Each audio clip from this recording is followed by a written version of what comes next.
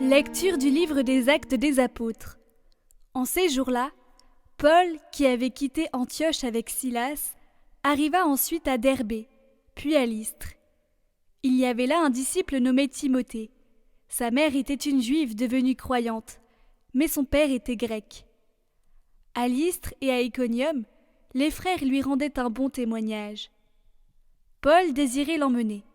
Il le prit avec lui et le fit circoncire à cause des Juifs de la région, car ils savaient tous que son père était grec. Dans les villes où Paul et ses compagnons passaient, ils transmettaient les décisions prises par les apôtres et les anciens de Jérusalem pour qu'elles entrent en vigueur. Les églises s'affermissaient dans la foi et le nombre de leurs membres augmentait chaque jour. Paul et ses compagnons traversèrent la Phrygie et le pays des Galates, car le Saint-Esprit les avait empêchés de dire la parole dans la province d'Asie. Arrivés à Mysie, ils essayèrent d'atteindre la Bithynie, mais l'Esprit de Jésus s'y opposa. Ils longèrent alors la Mysie et descendirent jusqu'à Troas.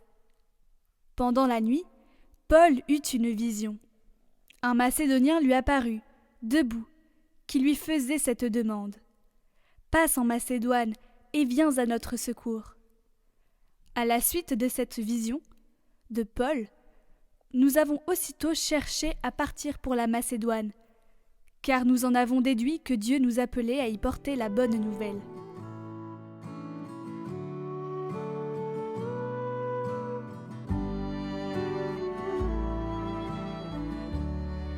Acclamez le Seigneur terre entière.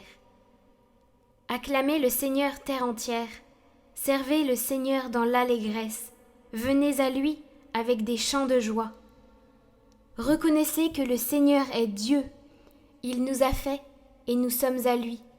Nous, son peuple, son troupeau. Oui, le Seigneur est bon. Éternel est son amour. Sa fidélité demeure d'âge en âge. Acclamez le Seigneur terre entière.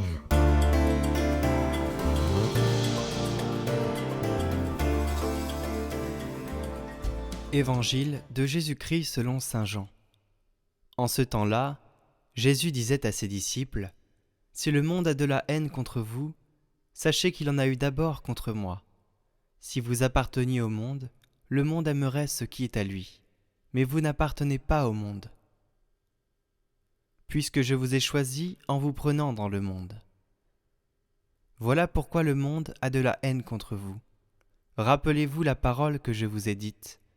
Un serviteur n'est pas plus grand que son maître.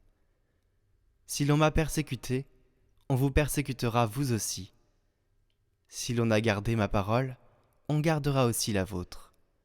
Les gens vous traiteront ainsi à cause de mon nom, parce qu'ils ne connaissent pas celui qui m'a envoyé. »